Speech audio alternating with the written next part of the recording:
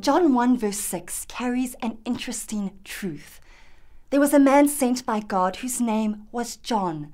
This man came as a witness to bear witness of the light, so that all through him might believe.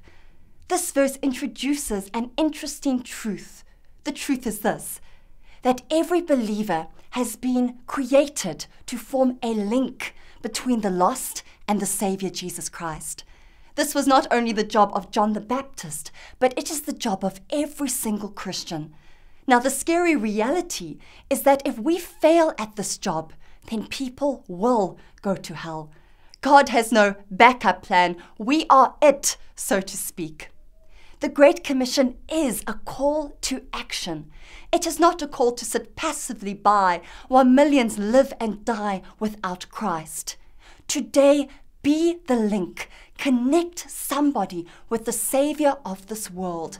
This is your primary purpose as a believer. Do not let Jesus down. He has done so much for us. Now let us go out there and declare to the world that Jesus saves.